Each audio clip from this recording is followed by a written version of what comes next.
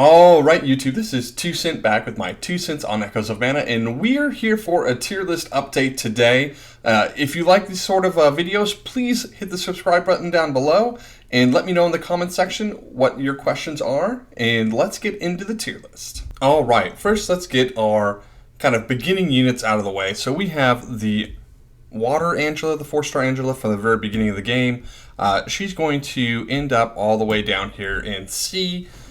Mostly because I think her AI is just absolutely terrible, as we know with all mages, but her kit itself also makes it hard to keep her on the field compared to a lot of the other mages in the game. So she's going to take a pretty low spot on our totem pole today.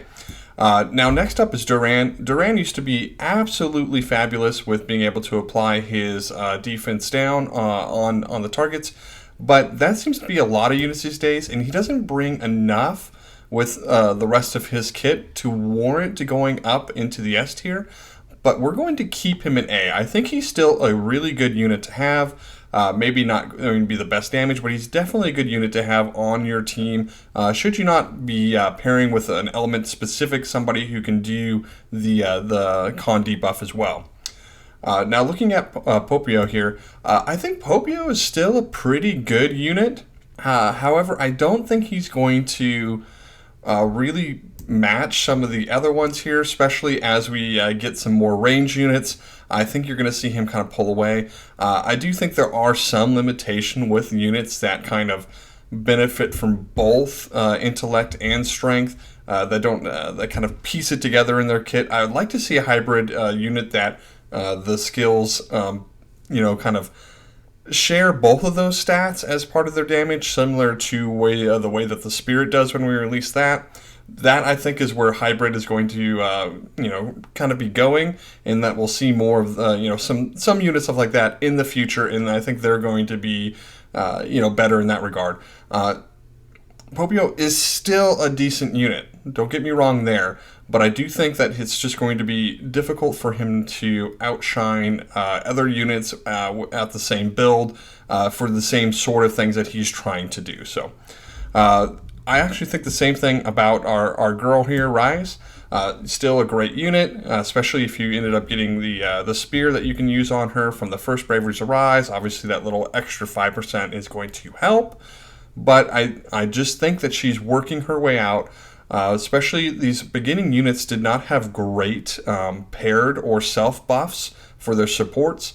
As you look into some of the newer units, especially the ones that seem like they're more support-y, they typically have a self and a paired buff that is just better than just the paired buff that these older units are having. With that said, Sumo I still think is the best healer in the game, just with the card that they brought out for his 4-star version, or like the 4-star card, but then also that new card that came with chapter 8 has that additional healing that can be done to others and to self. I just think that if you don't have the 4-star version, that 3-star version card makes Sumo really good to have as well. I still use him on my team, and he's one of my least unleashed units, and I still find continuously that he is just helping my team doing all sorts of auto farming. So I do want to keep him there. Now, Shiloh, this is going to be, the B range. There's overinflated S's up there. I wanted one for damage, one for support, and one for healers. So this B ranking isn't horrible. Shiloh's also going to fall into there for roughly the same reasons. Older unit doesn't have quite as good of kit compared to some of the other ones that we're going to be looking at here as we continue on this path from the oldest units to the newest units. So we're going to put him there. Chrism Wizard, I do believe Chrism Wizard is just always getting better. We're going to put him in A. When he finally gets some more dupes on him, obviously I think he's going to be able to really hold his own as a damage dealer. He's still limited a little bit by his MP compared to like our other Fire 4-star Angela, but still is a good unit. So I definitely want to keep him up there. Same thing with Kildrick. I'm going to slide him up into the top of A. And Chrism Wizard's going to go ahead of Duran. But Kildrick, I think he's still a good damage dealing unit. This is one of the units that I specifically don't have on my team. but I've seen some videos and, looking at his kit, he's really good at creating those combo meters, and I've seen some people really destroy with him, especially if you have the Acorns of the Wind card. He's really good in that regard. So now I'm a little biased. We have our guy Kevin here, and I just love Kevin, and I'll tell you why. Kevin, I still think, is going to be slotted up in this S tier, and he might get dethroned one of these days. But time and time again, he is utilized in my farming teams for just, so I can AFK farm dungeons, even some of the hardest content. But he's also been the champion of both the first and second Brave vs. Ryze events. From just the way that his damage works, I just feel that he deserves this kind of top damage spot in our rankings. So now moving on, Hawkeye himself, I'm going to put him up here in the support category. There'll be some other ones that kind of join him here, I think, but just the way that he can help support the light and also has his own sort of con debuff as well. I do think he is good in the support role. As far as being a damage dealer, I don't think he's really there, but he's going to be similar to the Duran and other con breakers in that regard. But he's doing it better with the extra self and paired buffs. So, Lady Black Pearl, here's going to be a difficult one. If you have a maxed out Lady Black Pearl, I think she's up here in this S tier category. However, getting a +6 any unit is quite difficult.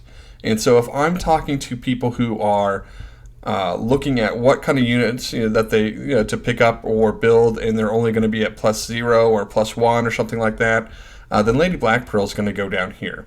So we're going to I'm just going to put her at the bottom of A, and just understand that if you have her at least +4, that she's excellent, great unit. But if you're thinking that maybe you pulled her, or you're thinking about pulling on her, do consider the fact that I don't think she's going to be that great for your team until she gets to that +4 and above. Preferably the +6, that way she can do 2 over just her regular skill, and then brings her ST up at that point, and then you can just keep that rotation. If you looked at my video for the last Brave vs. Ryze event, I did a match with her versus Kevin. And Kevin did come out on top by, with a clear win. However, Lady Black Pearl performed very well aside from that as well, from that fight. So I do think there's a lot of usefulness there. I also think she's a great looking character. I think Axe users are really fun. Another real benefit from Axe users is when you're doing some hard stages, I can take Lady Black Pearl, put her in a party with 5 level 1s units if I want to level them, and then just use her ST kind of charge up abilities and gather the the enemies, delete them with my ST, and then charge it back up again, because that's what Axe users can do, go into the next stage and delete them there too. So it's a great way that if you're trying to manually farm XP for units, she's really good for that. And so if you haven't been doing that, I'd give that a try if you're looking at leveling some of your group up. All right, so now let's take a look at our Seraphina here. Now, Seraphina is one of those kind of hybrid units that just doesn't seem to synergize super well. I think she's got a good fluid kit, but I'm just not sure I really like how her paired, support is just a strength buff that you can get, that from a lot of the other units. Yes, it's a little bit more strength provided, but I would like to see some different sort of pieces of her kit to kind of help either support or just different ways to help with her damage, as she is kind of hybrid there and kind of has her kit split up. She does have that con break, but I'm going to throw her into A. Definitely not a bad unit. I think she's, would be a little bit better than using Duran.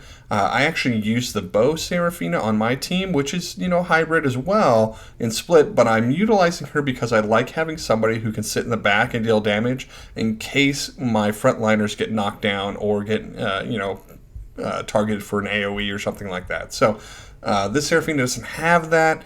She's going to be up there as well, and so I just want to put her where where I appreciate the fact that she can deal damage, but I also am not excited about her kit in a way of encouraging you guys to go all in on her. Now, when we're looking at Charlotte, I think Charlotte is a great sort of the kind of beginning of our mage meta, being able to provide that spirit break as well as being able to provide heals for herself using her ST. I actually am going to go ahead and put her up here in the support because I do think she's going to be really relevant for mage teams, especially if you prefer using her over the 2-star Julius, just for the extra damage that she's going to be able to kind of put out over him just because of the stat differences. I also like on her paired ability that you can, if you get her high enough up, to restore HP for both yourself and your paired ally. So I do think that Charlotte is good enough to be up here in the S tier on the support. Now on to Wander, and I think that this is mostly underrated unit. We have another Axe unit here. I think he's going to be super great for farming if you have him. I currently don't, but looking at him, he can do a lot of what I was talking about with Lady Black Pearl, of being able to kind of farm up for your group, just by utilizing his ST. What's also great is that it also creates a daze. And then you get the self and the paired ally buff of boosting your ST damage. And so I really do like having his kit, and I do think you can utilize him as a support or as that kind of carry damage for like a farming team, or just to like put alongside maybe your Kevin to daze the units to help keep him able to from getting knocked down. So I do like Wanderer, and I'm going to put him in that top of A category there. That if you have him, great. I'd like to pick up a copy of him sometime in the near future here. Now, moving on to our new 4-star Angela. She is going to come up here and hang out with Kevin, damage dealing wise. Her kit is just so synergetic and good for that. Especially just keeping her above that 50% HP to be able to get the additional buffs, as well as using her skill to buff herself to also reduce her MP costs, and then her ST giving her MP back. I have found her very useful in the event, and I am kind of hoping to have some other things that are tailored, like with this new Bravers Ryze coming up here later this month, that hopefully I think it's going to be a fire and water based one, and I really hope that I can utilize Angela here to be able to win another first place for Bravers Ryze. So I'd be looking out for her on that. Definitely going to try that when it comes out. Now Julius himself, another our 4-star version of him, I think he is going to be really useful as well. And he's similar to Charlotte in being able to have that spirit break, but also gives that continuous fire damage up. And then if you have him at least +3, you're going to get that extra, special technique buff from after he uses his skill. So I do think that these 3 units are going to be the real kind of top of that kind of support, really for their specific elements as well, just to be able to provide those breaks and give that extra damage capabilities to your carries. Now Lark, and here we go, another Axe user.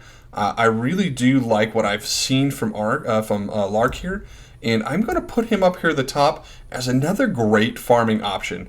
Now, when we're looking at damage dealers, a lot of times we're thinking of like the Bravers Ryze event or anything, things like that. But I want to look at him in just the aspect of being able to farm and just how well he can kind of carry on by himself in our harder stages as we get more chapters of story unlocked and stuff like that. Things are getting more difficult to clear, even with teams with power ratings of 10,000 plus. And I think Lark has being able to join the scene has really kind of helped people utilize their farming at a little bit of an easier rate, without having to manually play. And that just leaves us with our new Sierra. And I bet you can guess, we're putting her up here in the support area. Very similar to Hawkeye in this. Basically, we got two people who can assist their own specific element while also providing breaks of the con, and two that can provide breaks for spirit. And I definitely think as we move forward, you're going to be utilizing these more elemental teams, and you're going to want to have these specific units to kind of pair with your main unit. You'll probably end up actually putting them into slot 1, coming out into the fight, utilizing your break, and then swapping over to your main DPS unit. I think that's probably where we're going to be heading, in the near future if you're not already doing that. So anyway, that's going to be the tier list here, and that's my 2 cents.